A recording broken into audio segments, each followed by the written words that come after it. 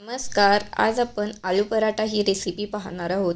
त्यासाठी मी इथे उकडायला बटाटे ठेवलेले, ते आता शिजत पण आलेले आहेत. चेक करूया, शिजलेले आहेत. गॅस बंद करून गार व्हायला ठेवूया. तोपर्यंत आपण कणिक मळून घेऊया. त्यासाठी इथे 2 वाट्या पीठ घेतलेलं आहे. आता त्यामध्ये चिमूटभर मीठ घालायचं आणि थोडं थोडं पाणी ॲड करून आपण कणिक मळून घेणार आहोत.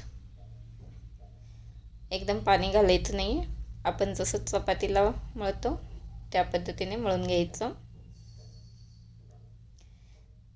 दररोज मुलांच्या टिफिनसाठी काय बनवायचं हा तुम्हाला पण प्रश्न पडत असेल तर ही आलू पराठा रेसिपी नक्की एकदा ट्राय करा. आणि या पद्धतीने ट्राय केला तर मला कमेंटमध्ये सांगा कशी झाली ते. अशा पद्धतीने मळून घ्यायचं. खूप छान होतो, खूप टेस्टी. मुलांना तर खूप आवडतो. त्यामुळे आठवड्यातून एकदा तुम्ही टिफिनला जरूर देऊ शकता किंवा घरात खायलाही बनवू शकता. खूप छान होतो.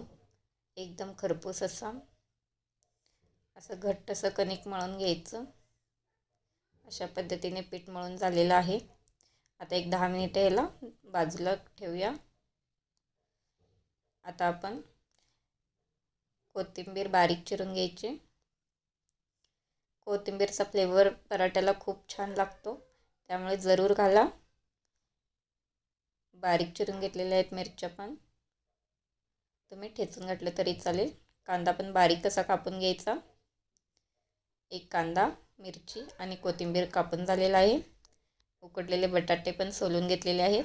आता त्यामध्ये कोथिंबीर ॲड करायचं. कोथिंबीर, मिरची, कांदा.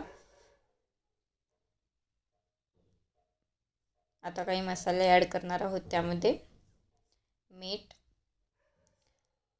त्यानंतर लाल तिखट, मिरची घातल्यामुळे लाल तिखट थोडं घातलेलं आहे. हळद घालायचं, थोडंसं गरम मसाला आणि मॅगी मसाला असेल तर घाला, नसेल तर नाही घातलं तरी चालेल. आता सगळं मिश्रण मिक्स करून घ्यायचं छान असं. अशा पद्धतीने सर्व मिक्स करून घेऊया. मॅगी मसाल्यामुळे फ्लेवर खूप छान येतो. असेल तर जरूर घाला, त्यामुळे मुलांना पण खूप छान लागतो पराठा. अशा पद्धतीने तयार झालेला आहे बघा. कणिक पण भिजलेलं आहे. आता परत एकदा मळून घ्यायचं छान असं. हातात तेल लावायचं आणि छान कणिक मळून घेतलेलं आहे. आता त्याचे छोटे छोटे गोळे बनवायचे. हाताला थोडं तेल लावायचं आणि अशा पद्धतीने सारण भरण्यासाठी असा गोळा बनवून घ्यायचा. त्यामध्ये आपण जसं पुरणपोळी लाटतो ना, त्या पद्धतीने लाटून घ्यायचं. अशा पद्धतीने सारण भरायचं. खूप छान लागतो पराठा. नक्की एकदा ट्राय करा तुम्ही. असं साईडने कडा वर वर करत जायचं. खाली थोडं प्रेस करायचं आणि गोळा बंद करून घ्यायचा. अशा पद्धतीने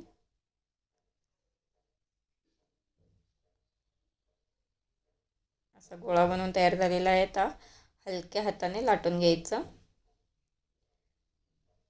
अशा पद्धतीने असा कडा लाटून घ्यायच्या. मध्ये अजिबात लाटायचं नाही आहे. आपदार असं अगदी हलक्या हाताने लाटायचं. अजिबात जोर लावायची गरज नाही आहे. पराठा लाटून झालेला आहे.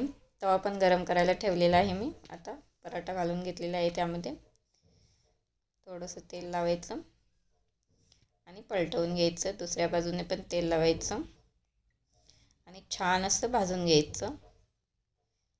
मीडियम टू हाय फ्लेमवर भाजायचं. एकदम कमी फ्लेम नाही करायचं. तुम्हाला पराठा कशासोबत खायला आवडेल? दह्यासोबत की हिरवे चटणीसोबत, बटरसोबत, ते कमेंटमध्ये सांगा. हे बघा, एका साईडने भाजलेला आहे. आता दुसऱ्या साईडने छान असा भाजलेला आहे. मस्तच वास पण खूप छान येत आहे.